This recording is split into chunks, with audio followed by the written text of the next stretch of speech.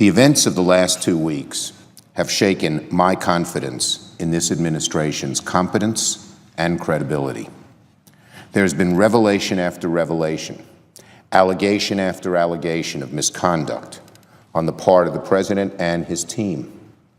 In the past 2 days, it's reached new heights.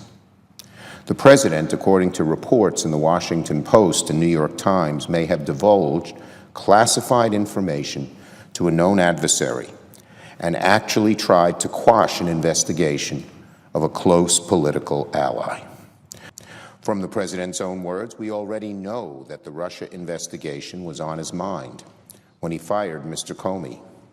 We now know that it may not have been the first time that the president has taken an action to impede an active investigation of his campaign or associates, if the reports in the New York Times are true.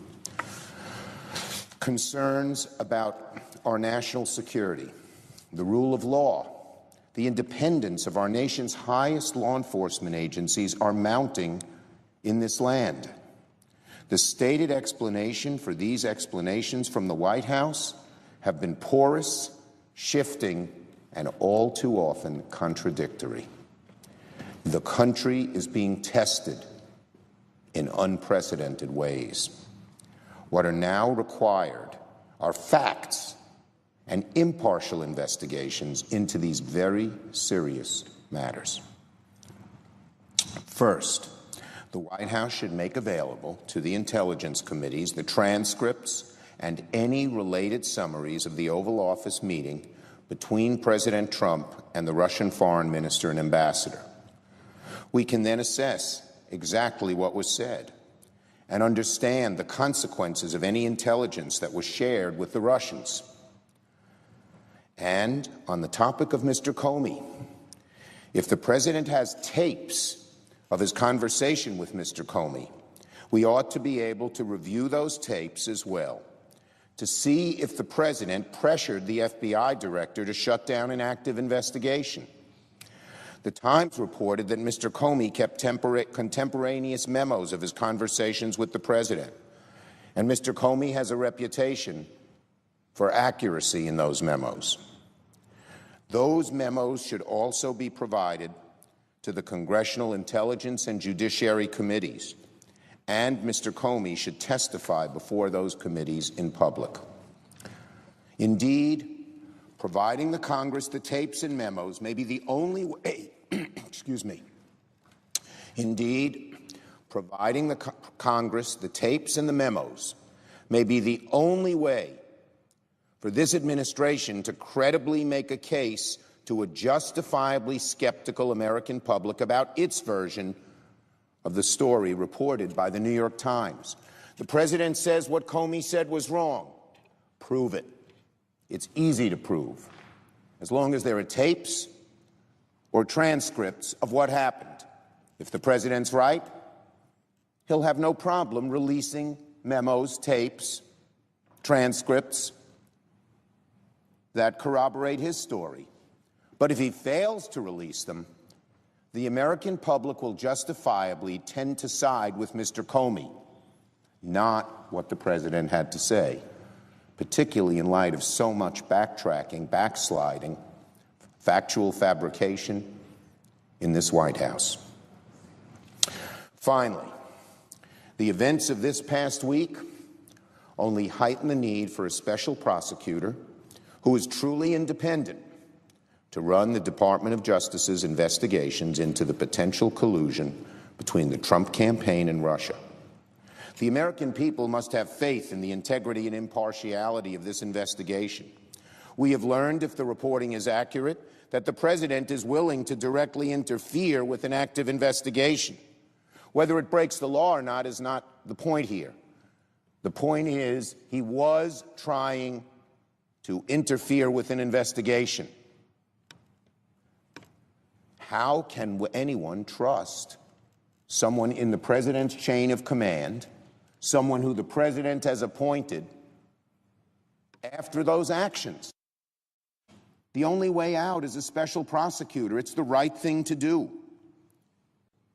We know the president's willing to fire an FBI director because of this investigation, in his own words.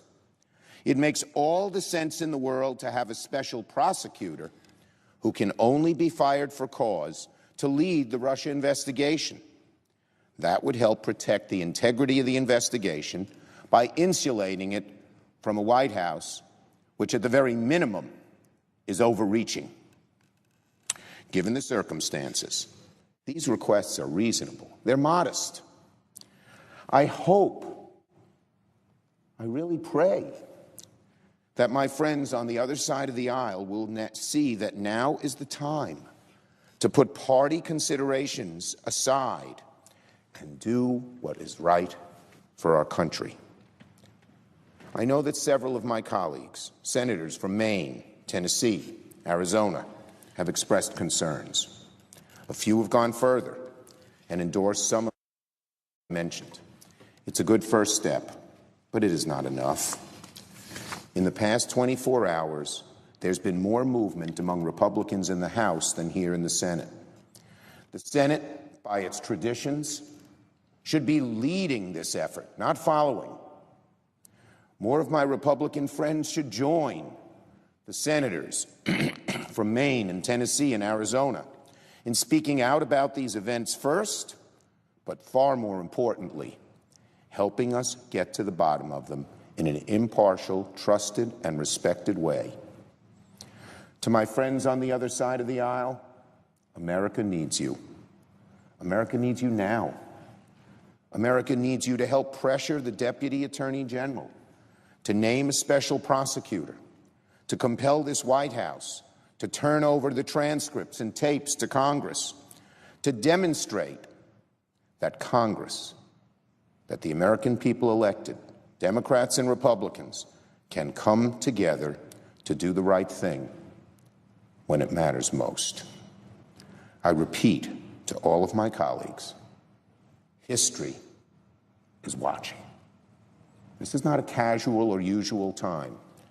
As great as the desire would be to repeal Obamacare or do tax reform, the very faith in the institutions of government now are being tested. They've been tested in the past.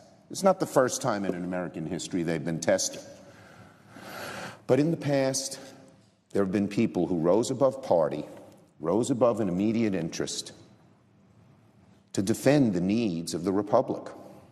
Is it going to happen now?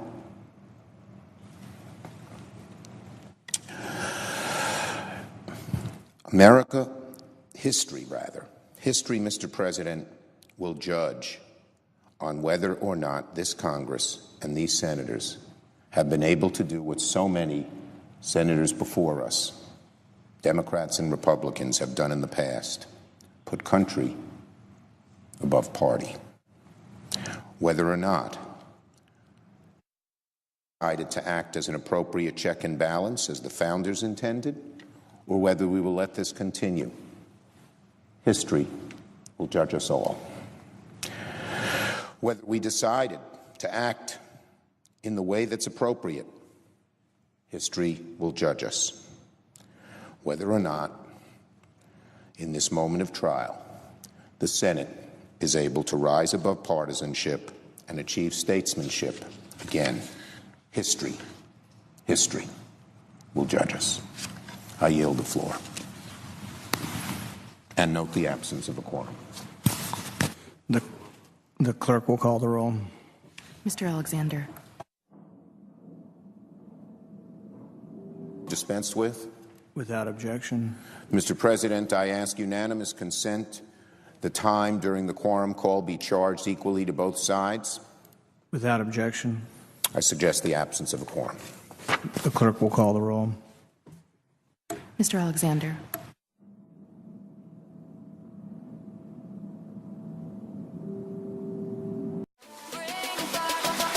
Summer